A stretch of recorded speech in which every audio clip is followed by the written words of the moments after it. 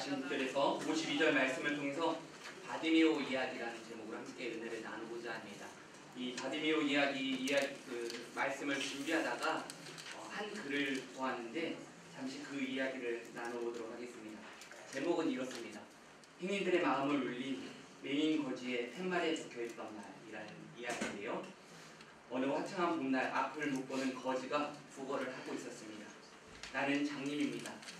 한 번만 도와주세요 라고 이야기하지만 행인들은 그 말에 눈길만 줄 뿐 아무도 반응하지 않고 그냥 가던 길을 걸어가는 모습을 보았습니다. 이때 한 소녀가 거지의 텅 빈 깡통을 보고 팻말을 들어서 문장 하나를 적어 놓았습니다.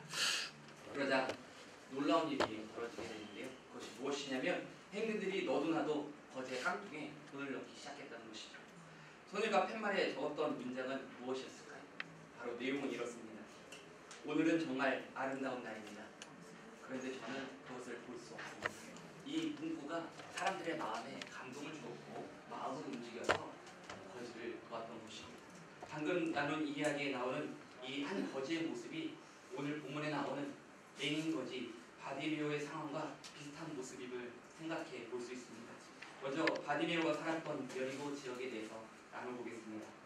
바디메오가 살고 있던 여리고는 예루살렘 동쪽에서 약 24km 떨어진 곳에 위치한 곳이었습니다. 이곳은 종려나무가 유명하고 부유한 도시로 종려나무의 성읍, 향기로운 성읍이라 불릴 만큼 경치가 아름다웠다고 합니다.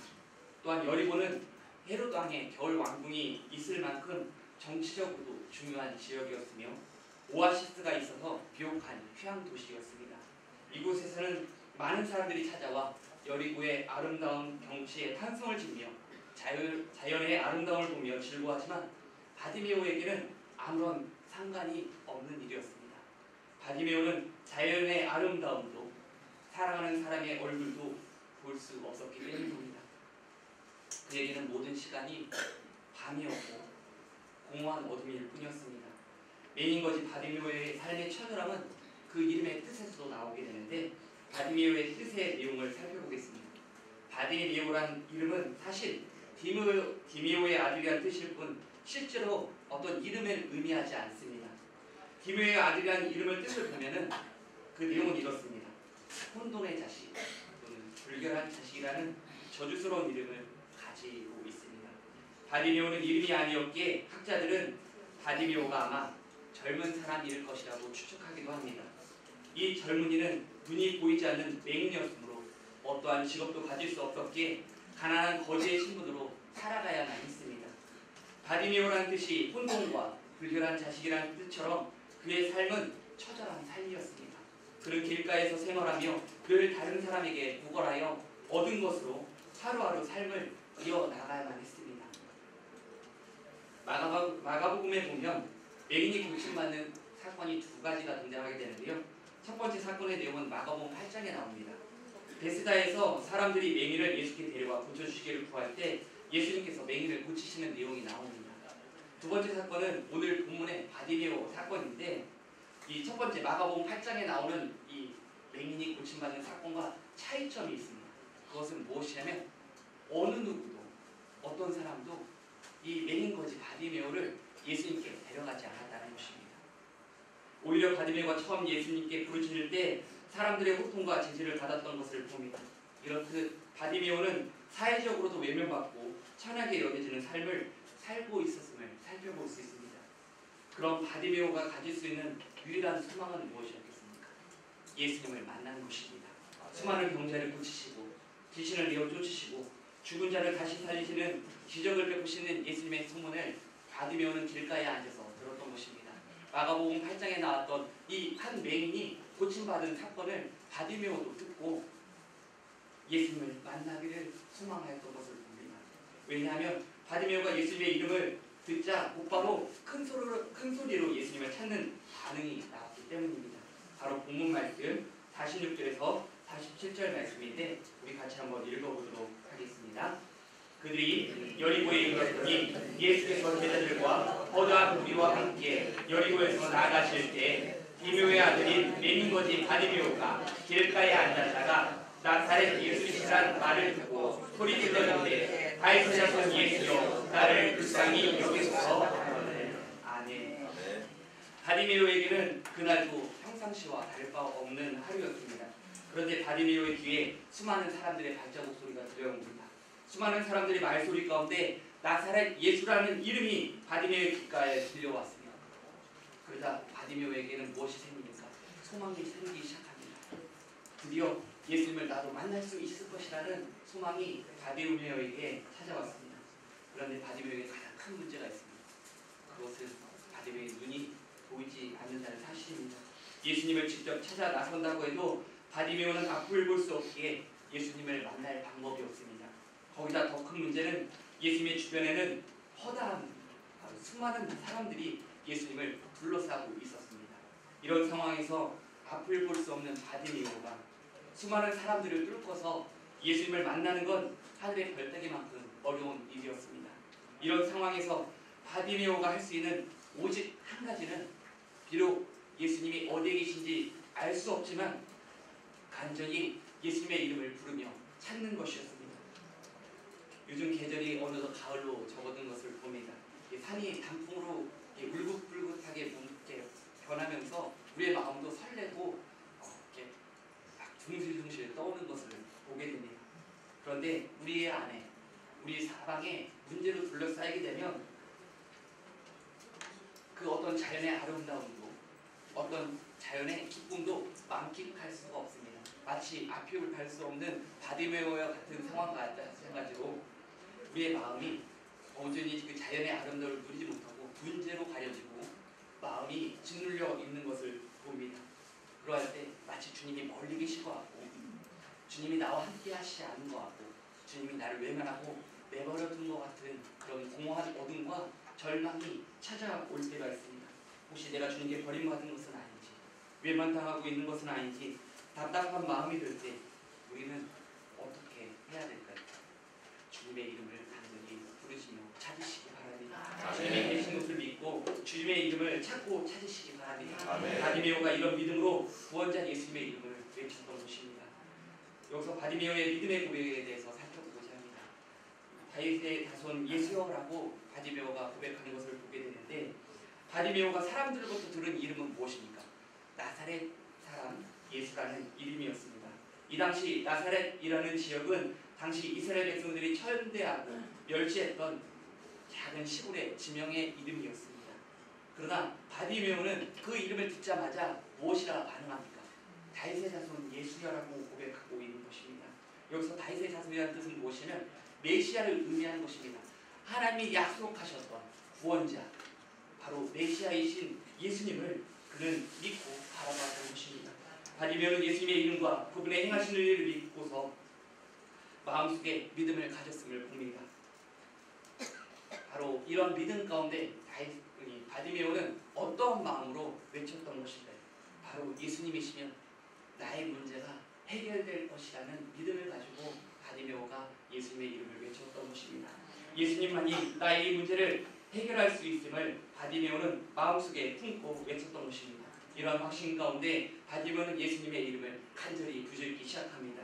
주위 사람들이 아무리 조용하라고 면박을 주고 제지하지만 그러면서 바디메오는 멈추지 않고 다시 한번 다윗의 자손 예수여 나를 불쌍히 여기소서 외치는 것을 봅니다. 세상의 어떤 말들 속에서도 바디메오는 담대하게 믿음으로 구원자 예수님의 이름을 부르시며 자신의 믿음을 드러냅니다. 오늘 우리가 믿고 있는 예수님은 어떤 분이십니까? 오늘 나에게 예수님은 어떤 분이십니까? 나사렛 예수라는 의미처럼 그저 역사적인 인물로 성경 속에서 만날 수 있는 사람으로 그냥 예배 시간에 한 번쯤, 두 번쯤 그냥 의뢰이 부르는 이름 중에 하나로 여기지는 않습니까? 오늘 우리 예수님을 바라보며 그 이름을 부르짖을 때 나의 구원자, 나의 소망, 나의 치료자, 나의 반석, 나의 요새이신 주님을 믿고 간절히 외치며 부르짖으시기 바랍니다. 우리 예수님은 우리의 폭풍 같은 문제를 잠잠케 하시며 절망 속에서 일으키시고 구원의 은혜를 베푸시는 분이심을 오늘 시간 믿으시기 바랍니다. 예수님이 이 시간 이 자리에 함께 하시고 나의 부르짖음에 응답하실 분이심을 믿음으로 바라보며 자기의 이름을 찾으시기 바랍니다. 아멘. 이어서 본문 48절, 49절 말씀 읽어보겠습니다. 많은 사람이 눕혀 잠잠하라 하되 그가 더욱 크게 소리질러 이르되 다윗의 자손이여 나를 불쌍히 여기소서 하는지라. 예수께서 머물러 서서 그를 부르라 하시니 그들이 그 맹인을 부르며 이르되 안심하고 일어나라 그가 너를 부르신다 하네. 아멘. 여기서 나눌 내용은 바디메오를 만나주신 예수님에 대해서 나누겠습니다. 바디메오가 예수님을 만나는 시점은 46절에 보니까 예수님이 여리고에서 나가실 때 일이었습니다. 그러니까 여리고를 떠날 때 일이었던 것이죠. 당시 예수님은 여리고를 지나서 마지막 여정인 십자가를 지시기 위해 최종 목적지인 예루살렘을 향하여 나아가고 계셨던 것입니다. 이때 한 젊은이의 애타는 부르짖음, 다윗의 자손 예수여 나를 불쌍히 여기소서, 이 외침을 예수님이 들으셨습니다. 이 외침은 바디메오를 향한 사람들의 책망과 제재도 불구하고 온 힘을 다해 부르짖는 믿음의 간절한 외침이었습니다. 우리 예수님은 이 바디메오의 간절한 외침에 가시던 걸음을 멈추십니다. 예루살렘으로 올라가시던 길, 온 인류의 죄를 사하기 위해서 십자가를 치러 올라가시던 그 길에 세상이 보기에는 이름 없는 한 젊은이, 세상에서 가장 작은 자, 맹인거지 바디메오의 이름을, 바디메오의 부르짖음에 예수님은 가시던 길을 멈추시고 그를 부르십니다. 우리가 기도할 때 주님이 보이지 않는 것 같을 때 믿음으로 주님을 부르시며 찾으시기 바랍니다. 어린이가 분명히 주님이 계시다는 믿음을 가지고 믿음으로 외치시기 바랍니다. 주님의 이름을 부를 때 주님은 가시던 걸음을 멈추어 서시고 우리를 부르시고 우리를 만나 주십니다. 예수님은 우리의 부르심에 응답하시는 분이십니다. 세상의 수많은 소리들은 우리를 누르고 넘어뜨리고 잡아주려고 합니다. 그리고 오히려 왜 그렇게까지만 해야 되냐, 꼭 그렇게까지 믿어야 되냐라고 사람들은 이야기할지 모릅니다. 그러나 바디메오처럼 구원자 예수, 나의 소망자 예수, 치료되신 예수님을 간절히 외치고 부르시기 바랍니다. 오늘 세상의 수많은 이름들 중에 우리가 부자가 될 이름은 바로 다윗의 자손 예수님을 기억하시기 바랍니다. 본문 52절 말씀 읽어보도록 하겠습니다. 예수께서 이르시되 가라 내 이름이 너를 구원하였느니라 하시니 그가 곧 보게 되어 예수를 길에서 따르니라. 마지막으로 나눌 내용은 눈을 뜬 바디메오는 그럼 어떻게 했을까라는 것입니다. 바디메오는 단순히 자기 눈을 뜨는 것에서 멈추지 않고 예수님을 보고 그 길에서 예수님을 따르는 모습을 보게 됩니다. 바디메오가 가진 믿음은 문제 해결에서만 멈추는 것이 아니라 그 길에서 예수님을 보고 예수님을 따라가는 믿음까지 나아가는 것을 봅니다. 우리도 문제의 응답에서 멈추는 것이 아니라 예수님을 깊이 만나고 예수님을 따라가야 될 줄 믿습니다. 문제로 인해 슬퍼하고 애통하시는 분들이 계십니까? 다른 곳에서 울지 마시고 주님께 나와 그 눈물을 토해내며 기도하시기 바랍니다. 문제를 혼자 끌어안지 마시고 주님 앞에 그 모든 문제를 내려놓으시기 바랍니다. 어떻게 기도할지 모를 때 우리를 위해 친히 탄식하시며 기도해 주시는 성령님이 계십니다. 성령님을 의지하며 기도하시기 바랍니다. 말할 수 없는 고민과 애통함 가운데 주님을 찾고 부르시며 기도하며 주님은 반드시 만나주시고 응답하여 주십니다. 걸음을 서서 멈추어서 부르시는 예수님, 바로 그분이 우리의 예수님이십니다. 마지막으로 이 찬송가 나누고자 합니다. 찬송가 370장 주 안에 있는 나에게라는 찬송이 있습니다. 그 가사 1절 가사 내용 아시죠? 주 안에 있는 나에게 땅끝이 있으랴 십자가 밑에 나아가 내 짐을 풀었네 주님을 찬송하면서 할렐루야 할렐루야 내 앞길 멀고 험해도 나 주님만 따라가. 세상에 가는 길은 주님과 함께 동행하는 길은 굉장히 험하고 힘듭니다. 마치 이 길은 나 혼자 가는 것 같습니다. 그러나 주변을 둘러보며 주님이 늘 함께하고 계십니다. 이 신앙의 여정은 나 혼자 걷는 길이 아닙니다. 주님이 함께 하시고 함께 걸어가고 계십니다. 이 주 안에 있는 나에게 영어 찬송가 원곡을 보면은 후렴의 가사가 조금 다른 의미가 있습니다. 그 번역된 내용을 제가 한번 읽어볼게요. 노래하면서 나는 감에 생명의 길을 따라서 주님을 찬송하면서 노래하면서 나는 감에 생명의 길을 따라서 이른 예수께서 나의 짐을 들어주셨기 때문입니다. 우리가 주님을 찬송하며 갈 수 있는 이유는, 우리가 주님과 함께 이 길을 걸어갈 수 있는 이유는 주님의 우리의 모든 짐을 짊어주셨기 때문입니다. 주님은 그 짐을 어떻게 짊어주셨습니까? 우리를 사랑하시기 때문에 짊어주셨습니다. 오늘 우리를 사랑하시는 분이 계십니다. 우리의 문제를 대신 짊어주시는 분이 계십니다. 우리의 기도에 귀 기울이시고 응답하시는 분이 계십니다. 오늘 그 주님의 이름을 부르시며 믿음으로 주님과 동행하며 문제 해결을 뛰어넘어서 주님을 따라가는 우리 모든 선교연합회 회원분들 되시기를 주님의 이름으로 축원합니다.